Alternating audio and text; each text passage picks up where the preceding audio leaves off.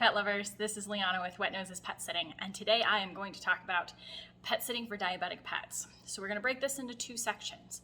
Should you be traveling? And if you are traveling, what do you need to consider to get ready and prepare for having a pet sitter? So first off, should you even be traveling? So the things that you need to consider are: how long ago was your pet diagnosed? And are they stable? So in the beginning stages of having a pet get diagnosed with diabetes, usually you're going to be doing a lot of testing, a lot of changing of the insulin levels, a lot of going into the vet to get levels established and learning about this process. And that's going to be really hard for a sitter to handle. It can be done in an emergency, but generally you're not going to be wanting your pet sitter to be transporting your dog back and forth to the veterinarian in order to test levels. Other considerations: how is your pet about being given insulin and being glucose tested if that is needing to be done for them? If you're struggling with it, then chances are your pet sitter is going to struggle with it even more. So you really have to take that into consideration. You might need to set up a system. You might need to get them more used to having insulin or having glucose tests before you're able to travel. The next factor is, does your pet have problems eating while you're gone? So in order to manage diabetes and insulin levels, your pet needs to consistently eat at a reliable time while you're out of town. Now, some pets within our care choose not to eat, or they get stressed, or we're having to bribe them to eat with treats and things, and that's not going to be good for a diabetic pet. It's not very stable or consistent, so we really have to be aware of that. And the last factor is, are you going to be reachable? If your pet is not super stable, especially, and you are not going to be reachable to make decisions, that might not be the best time to leave. Now, most times these days people are reachable, except for if they're going into the mountains or traveling someplace overseas or on a cruise. And if you do decide to travel and you're not going to be reachable, just be sure to make sure that you have very clear instructions with your vet, and preferably with emergency contacts, so that they can figure out exactly what your wishes would be if there was some sort of diabetic crisis. Now, if you've decided to go ahead and take your trip, you're ready, you feel like your pets are ready, these are the things that you need to prepare before you go so that your pet sitter has the best chance of having everything go smoothly.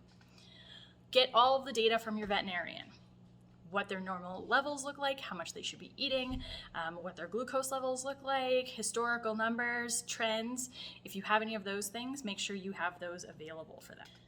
Feeding instructions with contingencies. So this means this is how much food you're going to feed them. You're going to wait 10 minutes. You're going to give them insulin. If they don't eat, this is what I want you to do. If they somehow get into too much food, this is what I want you to do. You need to have these stipulations in place so that your sitter knows exactly what they can do. And you have to take into consideration that your sitter is also watching other pets. So they can't just stay there for the next 2 or 3 hours with your animals. They have other houses to get to. So there have to be contingencies in place for the ways that they can handle these situations during your normally scheduled visit time. The sitter needs a way to contact you, your veterinarian, and an emergency contact. In a lot of cases, the veterinarians will speak to us, but this is especially a good time to make sure that your veterinarian knows that you're going to have a pet sitter and that they have permission to speak to you and give advice for your pet. So make sure that everybody who knows about the care of your pets is all in the loop so that they can be as effective as possible in helping out should there become an issue while you are gone. Now, some last minute tips. If you're not sure how your pet is going to do, have some trial visits before you go. Before you are absolutely leaving town, have a person come in and do test visits just like you were gone. So go out to dinner and have your pet sitter come over, do the feedings, do the insulin, just to make sure that there's no problems. You can troubleshoot a lot of things that way. At our company, we actually require this. Anytime we are giving insulin for an animal, or especially a cat, we require a trial visit to make sure that we're not going to have any problems while you're gone.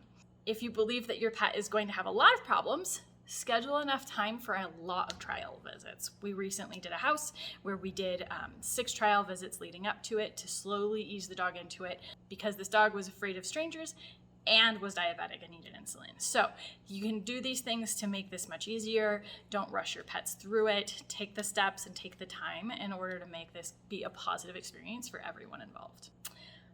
If you want suggestions for scheduling for pets that are diabetic, we have a blog that gives you ideas about exactly how you schedule those. Take a look in the notes below. Also, if you liked the video, definitely follow us, subscribe. We do videos regularly about all sorts of things, and we are a pet sitting company in Northern Colorado, so definitely check us out. Thanks for joining us, everybody.